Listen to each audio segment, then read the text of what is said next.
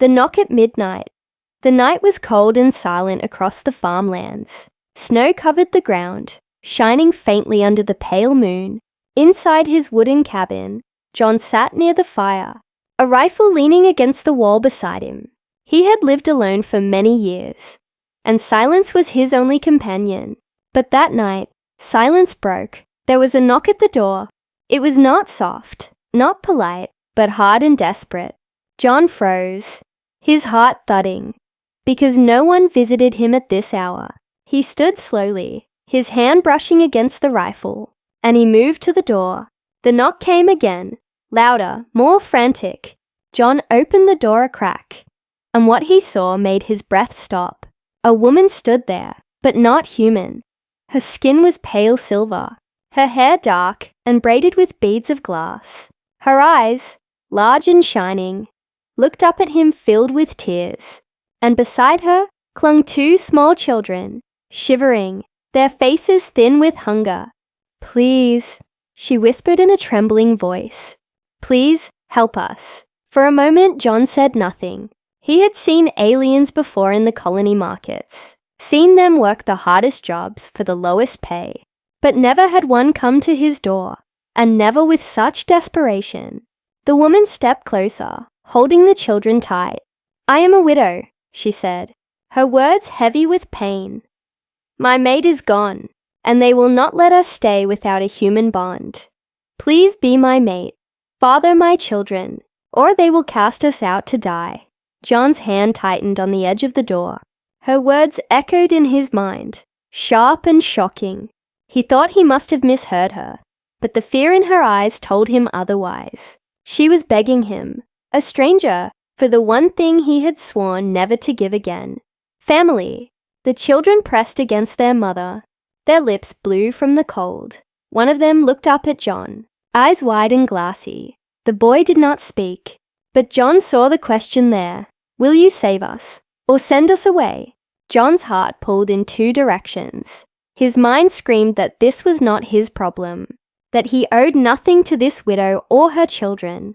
But another part of him, the part buried under years of silence, remembered the faces of his own lost kin, faces that he could not save long ago, and the weight of that memory pressed hard against him now. The widow's voice cracked as she spoke again. "I have nowhere else to go. The guards turned us away. The barns closed their doors. We walked for hours through the snow, and I came here because there was light in your window. If you send us away too, it will be the end for us." The fire in John's cabin flickered behind him, sending warmth into the cold night air. He looked at her children again, their thin bodies shaking, their tiny hands clinging to her arms. He wanted to close the door, to retreat into his safe and quiet world. But he could not with those eyes staring at him, eyes that carried both fear and hope. Slowly, John opened the door wider. "Come in," he said at last, his voice low and rough. The widow gasped softly, relief breaking through her fear. She guided her children inside. Their bare feet stumbling on the wooden floor, they moved close to the fire, huddling around its glow like creatures starved for warmth. John closed the door behind them, his heart heavy. Already he knew the danger of this choice. If the colony patrols found them here, he would face punishment. Sheltering aliens without a bond was against the law. But looking at them now, he could not imagine sending them back into the night. The widow turned to him, her eyes wet. "You saved us," she whispered. Even if only for this night. John did not answer. He only moved to the fire and placed more wood on the flames. The crackle filled the silence, shadows dancing on the cabin walls. The children curled close to their mother, already drifting into sleep, and John stood there, staring at them, torn between fear and something deeper, something he thought he had lost forever: responsibility. He leaned against the wall, his rifle close by.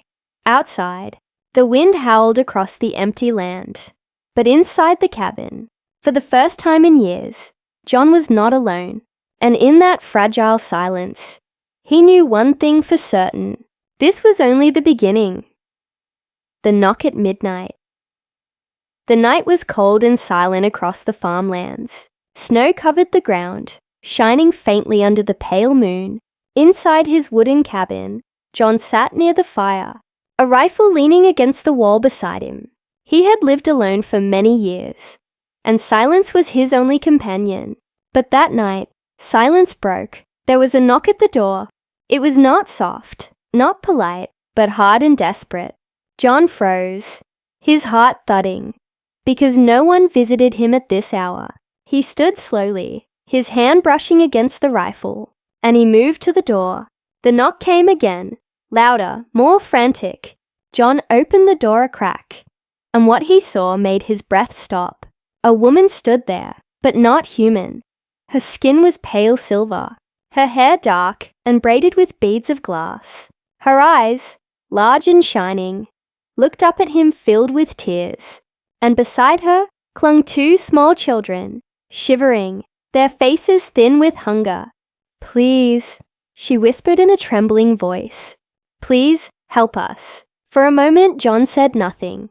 He had seen aliens before in the colony markets, seen them work the hardest jobs for the lowest pay, but never had one come to his door, and never with such desperation. The woman stepped closer, holding the children tight. "I am a widow," she said, her words heavy with pain. "My mate is gone, and they will not let us stay without a human bond. Please be my mate, father my children, or they will cast us out to die." John's hand tightened on the edge of the door. Her words echoed in his mind, sharp and shocking. He thought he must have misheard her, but the fear in her eyes told him otherwise. She was begging him, a stranger, for the one thing he had sworn never to give again: family. The children pressed against their mother, their lips blue from the cold. One of them looked up at John, eyes wide and glassy. The boy did not speak, but John saw the question there. "Will you save us, or send us away?" John's heart pulled in two directions. His mind screamed that this was not his problem, that he owed nothing to this widow or her children. But another part of him, the part buried under years of silence, remembered the faces of his own lost kin, faces that he could not save long ago, and the weight of that memory pressed hard against him now. The widow's voice cracked as she spoke again. "I have nowhere else to go. The guards turned us away. The barns closed their doors. We walked for hours through the snow, and I came here because there was light in your window. If you send us away too, it will be the end for us." The fire in John's cabin flickered behind him, sending warmth into the cold night air. He looked at her children again, their thin bodies shaking, their tiny hands clinging to her arms. He wanted to close the door, to retreat into his safe and quiet world. But he could not with those eyes staring at him, eyes that carried both fear and hope. Slowly, John opened the door wider. "Come in," he said at last, his voice low and rough. The widow gasped softly, relief breaking through her fear. She guided her children inside. Their bare feet stumbling on the wooden floor, they moved close to the fire, huddling around its glow like creatures starved for warmth. John closed the door behind them, his heart heavy. Already he knew the danger of this choice. If the colony patrols found them here, he would face punishment. Sheltering aliens without a bond was against the law. But looking at them now, he could not imagine sending them back into the night. The widow turned to him, her eyes wet. "You saved us," she whispered. Even if only for this night. John did not answer. He only moved to the fire and placed more wood on the flames. The crackle filled the silence, shadows dancing on the cabin walls. The children curled close to their mother, already drifting into sleep, and John stood there, staring at them, torn between fear and something deeper, something he thought he had lost forever: responsibility. He leaned against the wall, his rifle close by.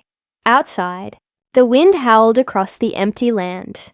But inside the cabin, for the first time in years, John was not alone. And in that fragile silence, he knew one thing for certain: this was only the beginning. The door creaked open, and the freezing wind swept inside. 3 armored figures stood in the snow, their helmets glowing with faint blue lights. Behind them, more lights flickered in the storm, signaling others nearby. John tightened his grip on the door frame, but kept his voice steady. "Evening," he said, though his chest felt heavy.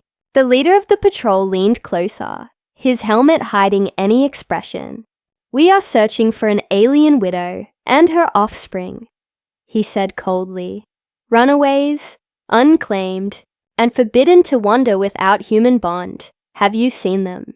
John felt Sarai's eyes on him from behind, burning into his back, her children huddled close to her, silent but trembling.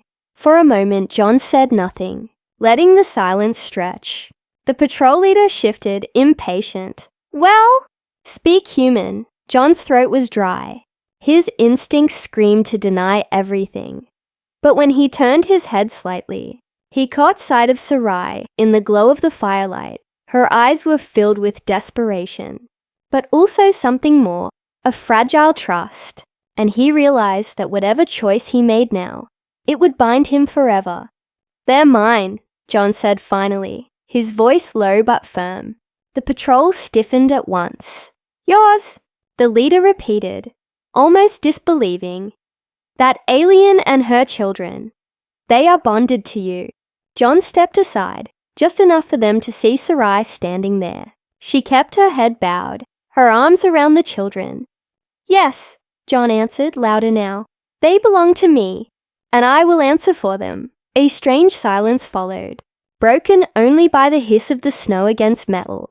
The patrol leader tilted his helmet slightly, scanning the widow and her young. One of the soldiers muttered something about regulations, but the leader raised a hand, silencing him. Then he leaned closer to John, his voice a harsh whisper. "You understand the risk of lying. Human, if we find out you speak false, the penalty is exile. Do you stake your life for them?" John's jaw clenched, but he didn't look away. "I do," he said, the words leaving no room for doubt. For a long moment, the patrol leader stood frozen. Then he gave a curt nod, and the soldiers stepped back. "Very well," he said. "They are yours. But if they cause trouble, their blood will be on your hands." With that, the patrol turned and moved into the storm. Their lights fading into the night, John closed the door and locked it, the echo of their boots still heavy in his mind. When he turned back, Sarai was staring at him, her eyes wide. "You claimed us," she whispered, her voice shaking. "You risked everything for us." John set the rifle against the wall, his face shadowed by the fire. "Don't thank me yet," he muttered, "because now we're in this together, whether we like it or not." Sarai moved closer, lowering her head in a gesture of respect. "You saved my children, John. You saved me." Her children clung to her, but their small eyes peeked out at John with something new, hope. For the first time in years, he felt a strange warmth in his chest, one that was not from the fire. It scared him more than the patrol had, because it meant he cared, and caring was dangerous. The night stretched on. Heavy with silence, John sat at the table, his thoughts tangled like roots. Sarai sat across from him, her children asleep beside her. At last she spoke, her voice soft but steady. "There will be others, more patrols. They will watch you now. They will test your claim. But if you truly mean what you said, we may yet survive this world together." John lifted his eyes to hers. Silver met steel. Alien met human. And for the first time it felt like neither was alone. Something unspoken passed between them. Fragile but real. It was not love yet, but it was the seed of something that could grow in the coldest soil. Outside, the storm howled like a warning, but inside, the fire burned.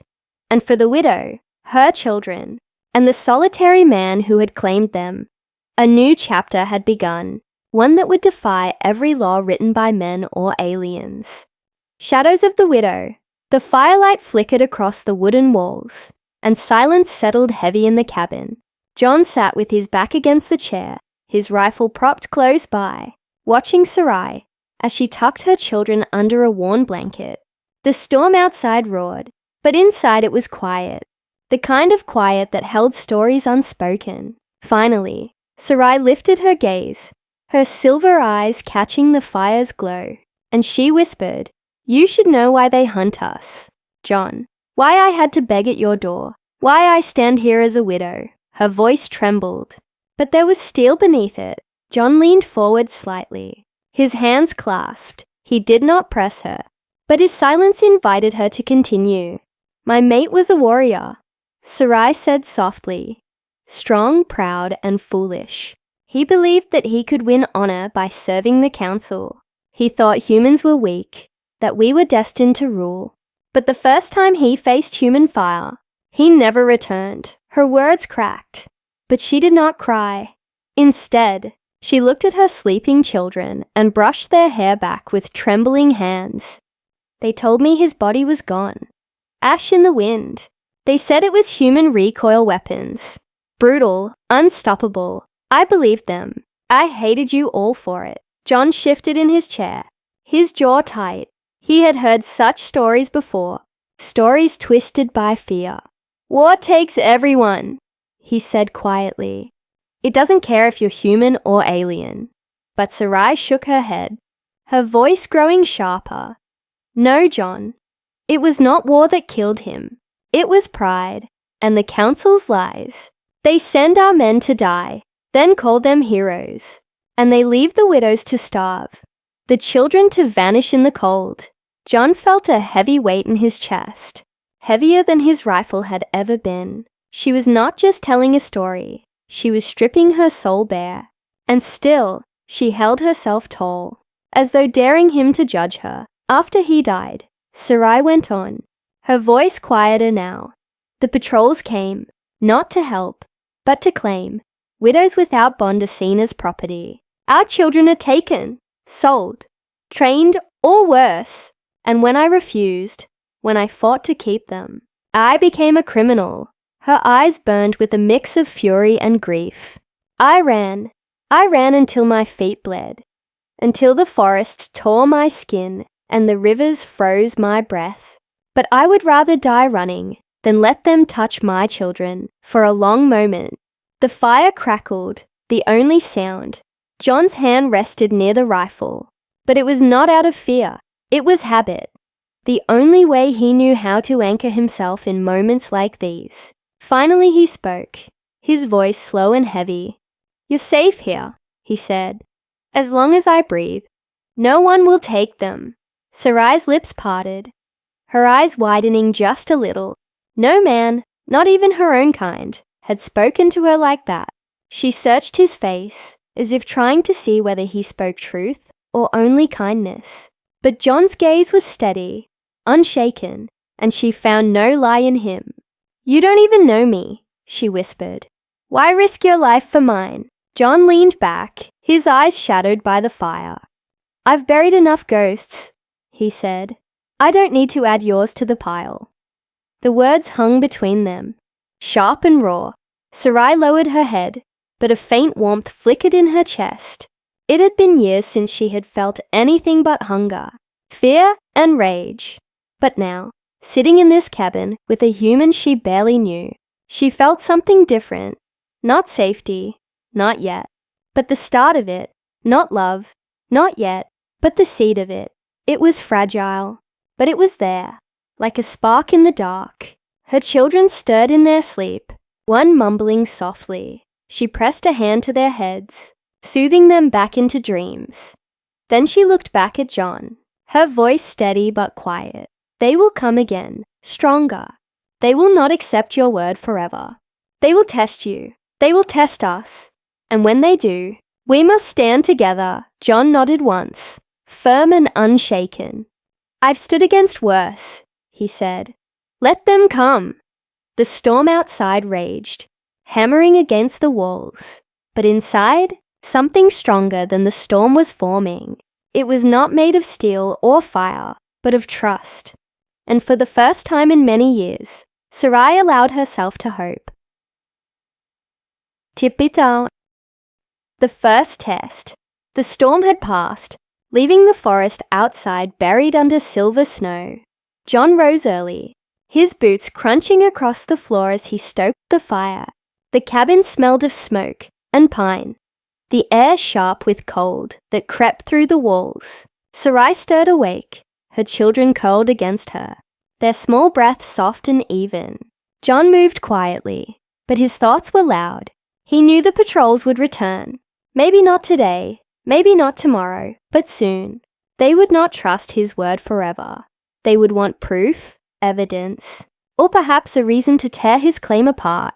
When Sarai awoke, her eyes heavy but alert, she studied John for a long moment. "You did not sleep," she said softly. John shook his head, pulling his coat on. "Sleep is a luxury when men are being watched." He stepped outside, snow crunching beneath his boots. The morning sun bled faint light through heavy clouds, but the peace of the forest did not calm him. Tracks cut across the snow, too clean to be made by deer or wolves. He crouched, running his hand over the prints. Boots, heavy, more than one, leading toward the ridge behind his cabin. His stomach tightened. The patrol had come in the night, circling like hunters. They had watched. They had tested his words already. Without knocking on his door, when John returned inside, Sarai saw the shadow on his face. "They are near," she guessed. John nodded, tossing his coat aside and setting his rifle on the table. "They came while we slept. Their tracks are fresh." Sarai's children stirred. Sensing her unease, she gathered them close, her silver eyes bright with fear. "They will not stop," she whispered. "They will keep pressing, until you break or until I am taken." John's jaw tightened, his hands steady as he checked the rifle. "Then let them press," he said, his voice flat but certain. "This is not the first time I've had to hold a line." Later that day, as the sky darkened again, the knock came. Sharp, hard, not the polite tap of neighbors, but the fist of authority. John opened the door to find 3 patrolmen. Different than before, their armor gleamed. Their insignia marked them as officers of higher rank. "Human," the leader said, his voice deep and commanding. "You claim the alien widow and her offspring as your bond. We are here to test your word. Bring them forward." Sarai froze by the fire, her children clutching at her dress. Her breath came fast, like a bird trapped in a cage. John looked back at her, his gaze steady. Then he turned to the soldiers, his voice calm but sharp. "You will not order me in my own home," he said. The patrol leader's helmet tilted slightly. "Then you deny us inspection." "I deny your right to treat them as less than people," John replied. The soldiers stiffened, one reaching for his weapon, but the leader raised a hand, stopping him. "You grow bold, human," he said. "Do you forget your place in this hierarchy?" John stepped forward, his shadow stretching in the firelight. "I forget nothing," he said, "but I also remember this. Hierarchies crumble when good men say no." The words cut through the air like a blade. For a moment, no one moved. The soldiers exchanged uneasy glances, unused to such defiance from one man. Sarai watched from behind, her heart pounding, both in fear and in awe. The leader finally leaned back, his voice low and edged with threat. "Very well, human, for now we leave, but understand this. Your bond will be tested again, and next time, words may not be enough." With that, the patrol turned, their boots striking hard against the frozen ground. Their shadows disappeared into the trees, leaving only silence behind. John closed the door and stood still for a long moment, his hands tied on the wood, his breath steady but heavy. When he turned, Sarai was staring at him, her silver eyes wide with something more than fear. "You faced them without trembling," she whispered. "You spoke as though you had nothing to lose." John shook his head, setting his rifle back on the wall. "I have plenty to lose," he said quietly. "That's why I won't bend." Her children clung tighter to her, but their eyes were different now. They looked at John with something new, not just hope, but belief. And Sarai felt it too, deep in her chest. This man was not their blood, not their kind, but he had stood between them and the storm, like a wall of iron. For the first time in many years, she whispered words she never thought she would speak.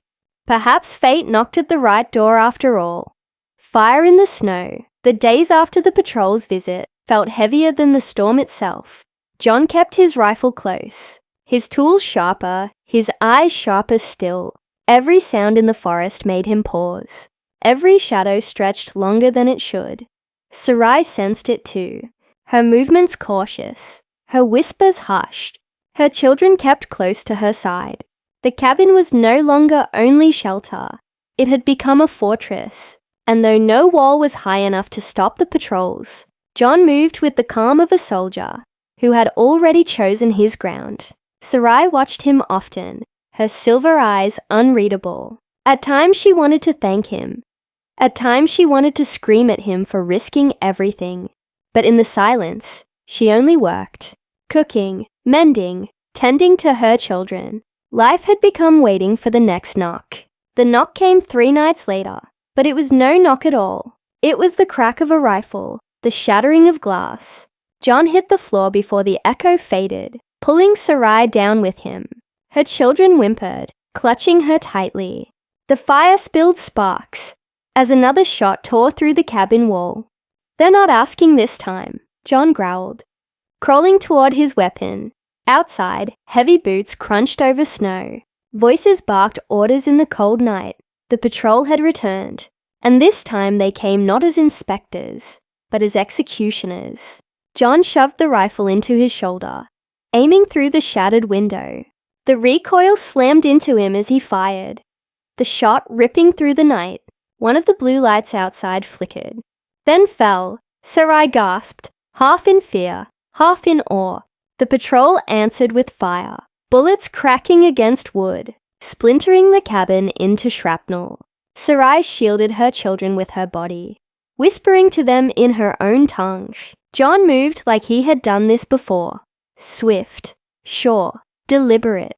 Every pull of the trigger was thunder, every recoil a promise that he would not let them pass. But they were many, and he was one. A voice boomed from outside, commanding, "Human, surrender the widow and her spawn, or your blood will paint the snow." John spat on the floor, his voice rough. "You'll have to take mine first." The door shook as boots slammed against it. The old wood groaned but held. John grabbed an axe from the wall, planting it beside him.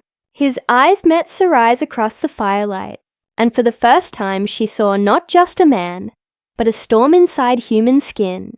"You should take the children and run," John said, his voice low. But Sarai shook her head, fierce and unyielding. "No, John, we stand with you. If you fall, we fall. We are not weak, not anymore." Another blast tore the door from its hinges, and the patrol stormed in, the cabin filled with chaos, shouts, smoke, steel, and snow. John fired point blank, the recoil kicking hard against his shoulder, the shot tearing through armor like paper. Sarai grabbed a burning log from the fire, swinging it with wild fury, striking a soldier across the helmet, sparks flying. Her children screamed, but did not flee. They clung to each other, eyes wide as they watched their mother and the human fight like demons of old stories. The patrol had expected weakness, but they met resistance. They had mocked recoil once, but now they bled because of it. The cabin shook with battle, but through it all, John stood like iron. When the last soldier fell into the snow, silence finally returned. Only the hiss of burning wood and the ragged breaths of survivors filled the air. John lowered his rifle, his arms trembling, his chest rising and falling like a drum. Sarai dropped the charred log, her hands raw and blistered, her eyes blazing silver fire. They stood in the wreckage, the cabin half ruined, the air thick with smoke. Her children crawled to her, clinging tight, but their eyes turned toward John with awe. He had not been born to them, but in that night, he had become something more than protector. He had become theirs, and they his. Sarai stepped forward, her voice trembling but steady. "You fought for us. Even when death came through your door, you bled for us, John.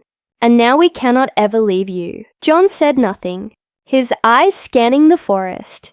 He knew this was only the beginning. More would come, stronger, angrier, with orders to burn everything to ash. But in that moment, standing in the ruins of his cabin, with the widow and her children alive at his side, he felt something he had not felt in years. Not fear, not despair, but purpose. And purpose, he knew, was more dangerous than any weapon. A new dawn. The night after the battle was long and heavy. Smoke curled from the broken roof, drifting into the stars above.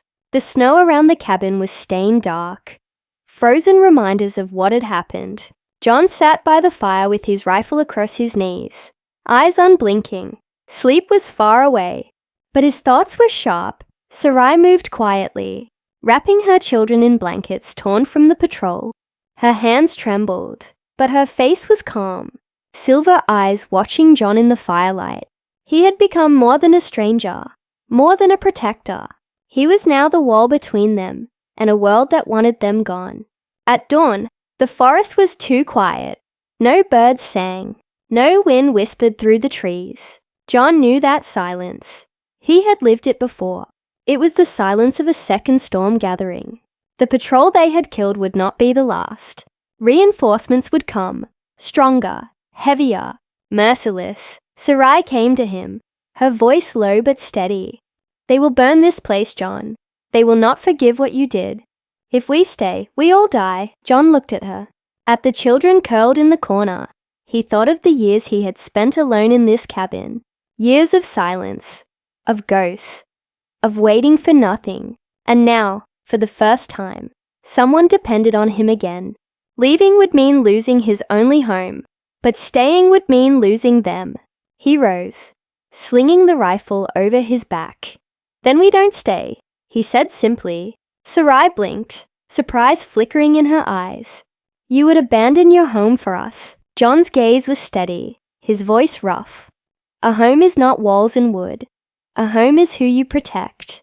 And I'll protect you." Her breath caught, a whisper escaping her lips. "Then we will follow you. Wherever you lead." They gathered what little they could carry. Food, blankets, ammunition, nothing more. The children clutched small bundles, their eyes wide with both fear and wonder. As they stepped out into the cold morning, the forest stretched endless before them. And behind, the cabin stood broken but proud, a grave of the man John had been. He did not look back. The first miles were hard, snow deep and heavy, but Sarai walked with strength, her children at her side. John cut the path, his rifle ready, his eyes scanning every shadow. They were no longer fugitives, no longer strangers. They were something new, a family carved by fire and blood. At midday, as they crossed a frozen river, Sarai's youngest stumbled. John lifted the child into his arms without hesitation, carrying him across the ice. The boy stared up at him, small hands clutching his coat. And for the first time, the child whispered a single word, "Father." The word hit John harder than any bullet. He stopped, staring down at the boy in his arms. Sarai froze too, her eyes wide, her lips parting in shock. The child did not take the word back. He repeated it, softer, truer. "Father." John swallowed hard, his voice rough when he finally spoke. "Keep walking," he said, but there was a tremor in his tone. Sarai saw it, and her heart ached with something she thought she had lost long ago. Hope. By nightfall, they reached the ridge. The valley stretched wide below. Lights flickered far away, human settlements where patrols rarely ventured. If they could reach it, they might live. Sarai stood beside John, her hand brushing his. "Do you regret it?" she asked softly. "Choosing us?"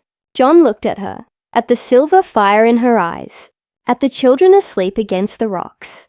"No," he said simply. "I regret nothing. Above them, the stars burned bright, endless and unyielding. For Sarai, for her children, for the human who had risked everything. The universe had changed forever. She had knocked on his door as a widow, desperate and broken. Now she walked beside him as something new. Not a beggar, not a burden, but a partner in survival. The snow crunched beneath their steps as they moved forward. The world behind them was fire and loss. The world ahead was danger and uncertainty. But between them, in the space where silver met steel, there was a bond stronger than war, stronger than fear, a bond that could not be broken. And as dawn rose on their journey, John realized something he had forgotten long ago. Even in a universe filled with war, loss, and cruelty, a man could still find purpose, and purpose could build a family. Even across species, even across worlds, they walked on, together, into the light of a new dawn,